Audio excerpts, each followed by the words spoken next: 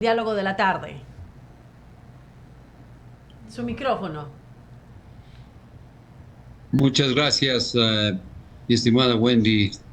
Este momento el país atraviesa sin ninguna duda hechos históricos, hitos que nunca antes hemos experimentado, de tal manera que temas como Metástasis o La Purga y otros, el que acaba de suceder, los allanamientos a la ANT, que todavía el país no profundiza en la magnitud de ese escenario en lo que representa la falsificación y adulteración de documentos de esa institución, licencias de conducir, matrículas, revisión técnica vehicular, es decir, otro poco más, un hilo en el ovillo para desatar escenarios de corrupción que sin ninguna duda también está vinculado a la narcodelincuencia en el país. Sí, así es, doctor. Vamos a arrancar entonces la entrevista respecto al tema que habíamos programado junto a mis compañeros. Luisa Delgadillo va a arrancar, Eduardo Mendoza Estrada. Adelante, por favor, Luisa. Muchas gracias, Wendy. Doctor, Purga, Metástasis, Gran Padrino, Flopep, Amazonas Tanker, León de Troya, ISPOL, reparto de hospitales, etcétera, etcétera, etcétera. No salimos de un escándalo y entramos en otro. Por todos lados donde se toca sale pus. Y más allá de lo que se está haciendo en este momento para poder desentrañar la verdad y poder sacar o extirpar tanta corrupción, quisiera poder escuchar cuál es su visión o planteamiento para poder dar un aporte y solución al problema. ¿Qué estamos haciendo para prevenir los actos de corrupción?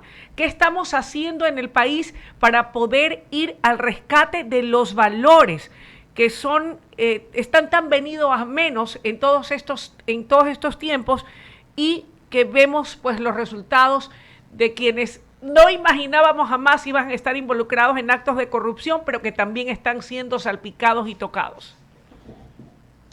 El, Luisa, el tema es tan grave y profundo que aun cuando siempre supimos que había profunda corrupción en el Estado ecuatoriano y lo más corrupto la justicia, sin ninguna duda, porque todos sabemos que para que se mueva un papel de un escritorio a otro hay que dar dinero, y si se va escalando a niveles de fiscalía o de jueces, y dependiendo del nivel de jueces ya sabemos los montos que esto puede representar. En el 30S yo fui testigo en cerca de 200 casos que investigué, la profunda corrupción que ahí existió, acusando inocentes, pero además cobrando dinero. De tal manera que lo que Metástasis y La Purga y otros casos han develado es que es absolutamente imposible hacer lo que la fiscal general del Estado, Diana Salazar, ha hecho si no contaría con, con el respaldo internacional de países como los Estados Unidos o la Unión Europea, porque la tecnología, el respaldo y el sustento de investigación que ella tiene ahora, e indudablemente político internacional, jamás se podría haber llegado a los alcances de investigación para poder develar vía información de instrumentos tecnológicos los entretelones de una de las telarañas más sofisticadas y profundas que ha existido en la historia del Ecuador, y por lo tanto figuras como Mayra Salazar no hubieran jamás tenido la contundencia e importancia que tiene ahora. La pregunta es qué hacer a futuro, qué es lo que debemos hacer con las 5 funciones del Estado, las dos más importantes en mi opinión por las consecuencias que tiene su vinculación, su origen y sus consecuencias, es decir, la causa y los efectos. Y sin ninguna duda, la una es la tercera función del Estado, la justicia, y la otra, el Consejo Nacional Electoral. En las dos hay que hacer una depuración total, integral, global. Hay que darle un giro de 180 grados. Esta es la única oportunidad que tenemos, una vez que se han expuesto a jueces de la Corte Nacional, a jueces de todos los niveles, a las instituciones de seguridad del Estado contaminadas, a los niveles que eso representa y fundamentalmente las aristas del narcotráfico en la política. Doctora Yerbe, usted lo ha dicho, luego de las investigaciones que hacemos, usted señala que es imponderable e importante ir hacia una depuración del Consejo Nacional Electoral y del Poder Judicial. ¿Podríamos tener una luz de mediante qué tipo de mecanismos para poder poner en cada una de esas instituciones a gente proba, gente idónea, gente comprometida con el país y no con el afán de enriquecerse o intereses oscuros? Totalmente, si no hay una depuración que permita garantizarle al país capacidad, independencia y evidentemente transparencia, no tenemos futuro. Y por lo tanto es el momento, no hay otro mejor que en este momento se ha suscitado en virtud de los acontecimientos, porque el 2023 fue un brutal escenario nunca antes visto. Tuvimos una elección en el 5 de febrero para alcaldes, prefectos y miembros del Consejo de Participación Ciudadana en el 2023, que develó una corrupción terrible de acusaciones de fraude electoral y vinculaciones del narcotráfico. Luego la gran confrontación para destituirle a Guillermo Lasso y su respuesta de una muerte cruzada.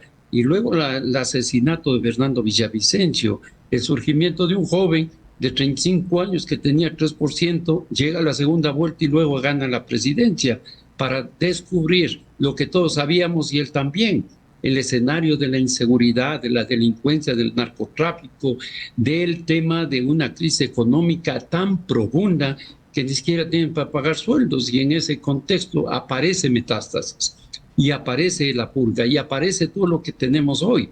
Es sin duda alguna, cuando uno revisa los nombres de los jueces involucrados en la purga y todos determinan y dicen de los 12 implicados, 7 jueces. ¿Y los jueces quién los nombró? Pues sí, lo nombró Maldonado, lo nombró Fausto Murillo y lo nombró Terán, Wilmon Terán. ¿Pero de dónde sacaron esos nombres? Pues del banco de habilitados que fueron nombrados en la época de Gustavo Yarca, así de simple es el caso.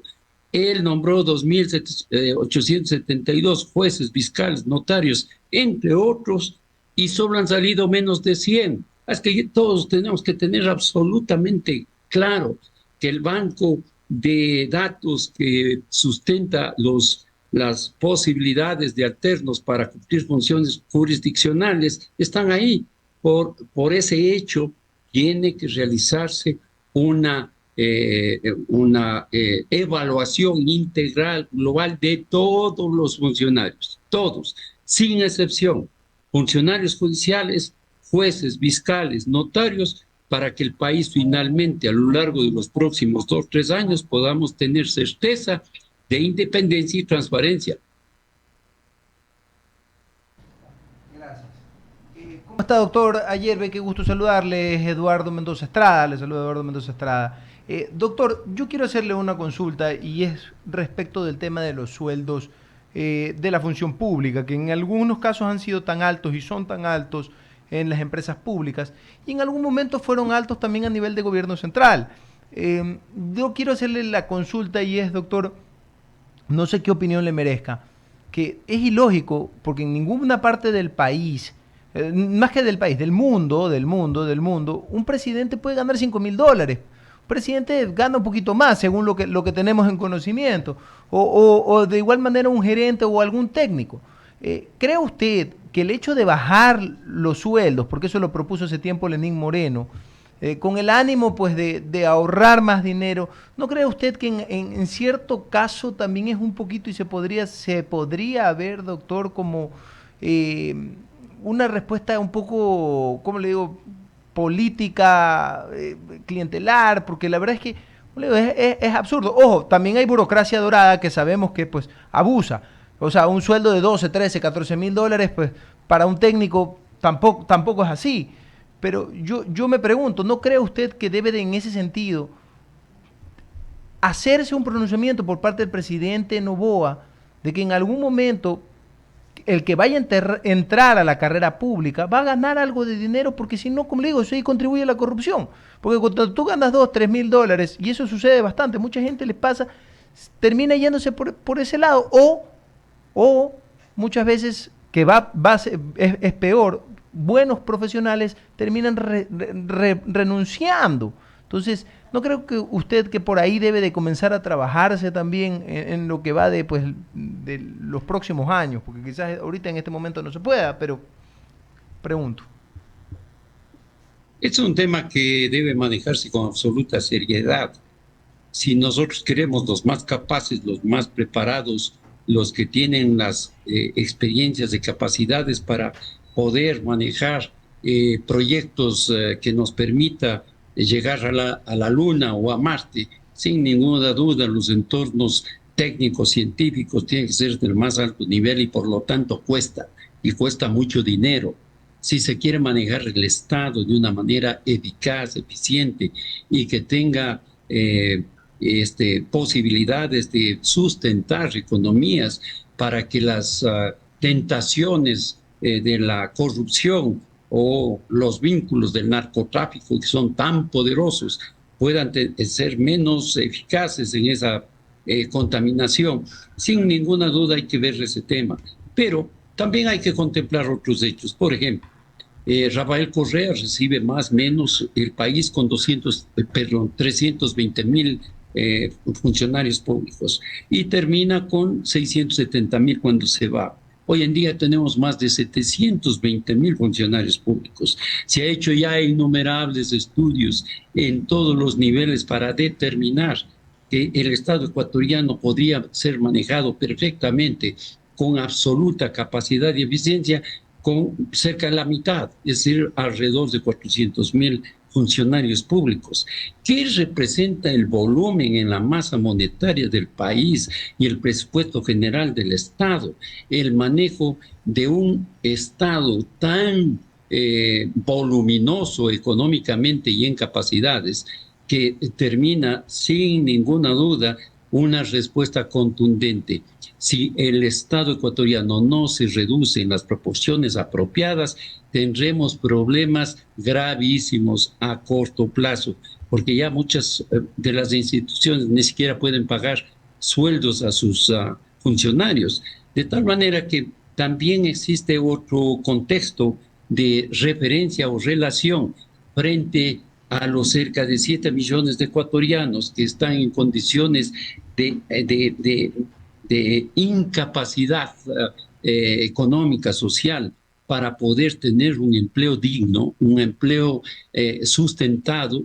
7 de cada 10 ecuatorianos no tienen el empleo apropiado y por lo tanto sus ingresos tienen una relación y referencia absolutamente clara. Y es por eso que irrita a la sociedad que ciertos ciudadanos privilegiados que ganan más de $5,000, que dicho sea de paso, que un presidente de un país como el Ecuador o cualquiera del mundo, que ganen alrededor de 60, $70,000 en el año, es infinitamente inferior a casi todos los países del mundo, peor comparado con los países del primer mundo, que muchos de ellos sobrepasan las cifras en millones, pero esa relación de una sociedad no equitativa, con graves problemas económicos, salariales, de empleo, que ciertos funcionarios tengan $60,000 de ingresos mensuales, eso no tiene sustento.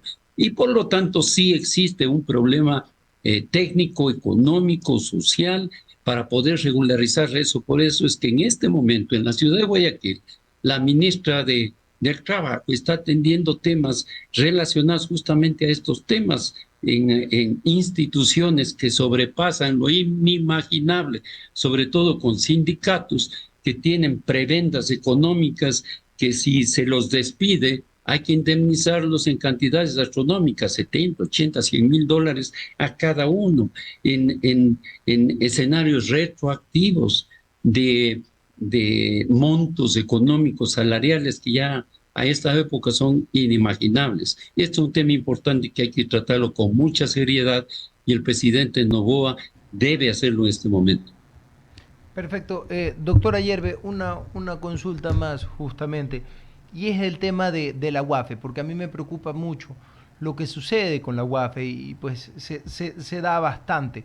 Okay. La lucha anticorrupción debe de ser implacable, okay, pero muchas veces puede suceder que por el hecho de persecución o el hecho también de querer hacer algún daño o el hecho de que pensaste, ¿ok?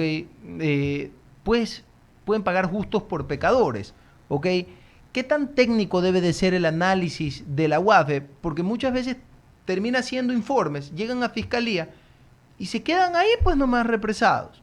Y terminan y no terminan siendo contundentes y no han terminado siendo contundentes y pues ni resueltos. O sea, en algunos casos se resuelven a favor de la persona, o sea, los fiscales hasta se abstienen como tal, de decir, ok, o sea, de la acusación como tal, porque dicen, pues, o sea, está mal sustentado, ok. Pregunto, ¿qué tan importante es avanzar en ese tema, que en el gobierno de Noboa se pueda realizar esto de aquí y que los análisis financieros de la UAFE, como le digo, tengan una validez y tenga, o sea, se pueda validar y que de verdad sea lavado de activos y no es que estás haciendo solamente por perseguir por perseguir? Estimado Eduardo, esto es ya poner el dedo en la llaga, ¿no?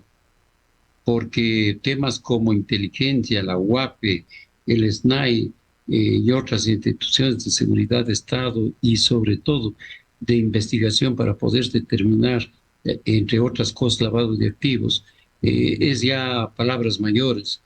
¿Quién puede no dudar en este momento que a partir del 2021, solo para determinar el inicio del gobierno de Guillermo Lasso, qué sucedió en las cárceles? ¿Qué pasó con estos sangrientos enfrentamientos y masacres que llegaron a muertes violentas en más de 8,000 las cifras determinadas por el Estado ecuatoriano? ¿Y qué es lo que sucedió con el decreto ejecutivo 111 en esa referencia? Y por lo tanto, ¿qué tanta investigación hay sobre las propias instituciones que supuestamente deben garantizarnos transparencia, como inteligencia o como la UAFE? Y lo digo esto con absoluta claridad. Está siendo convocado por los casos Metástasis y La Purga, Fausto, el director nacional de inteligencia, Fausto Cobo, y el propio expresidente Lasso, porque ahí pasaron muchas cosas no transparentes y por lo tanto es necesario también tener una claridad que instituciones que deben garantizar la transparencia, investigando lavado, cuando al interior también hay problemas de transparencia, cuando al interior también hay posibilidades de escenarios de corrupción interna. Eso lo digo con absoluta claridad. En ese contexto, pocas personas se atreven a determinar las interioridades de instituciones como la UAPE, que son utilizadas en unos casos para hacer exactamente lo que Eduardo acaba de mencionar, un escenario de presión o de persecución, pero también de corrupción. Corrupción al interior para cobrar y no investigar, o cobrar lo investigado para no develar. No son temas que en las instancias de seguridad de Estado tienen que tratarse con frontalidad y claridad.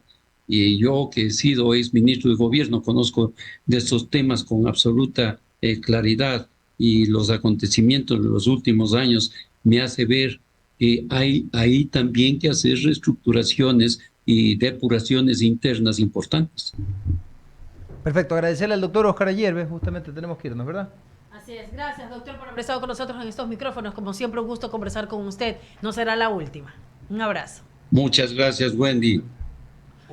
Que tenga buena noche. Claro, que sea un detallito rápido, ¿no? Y precisamente, ¿no? Porque estábamos hablando de lo que ya son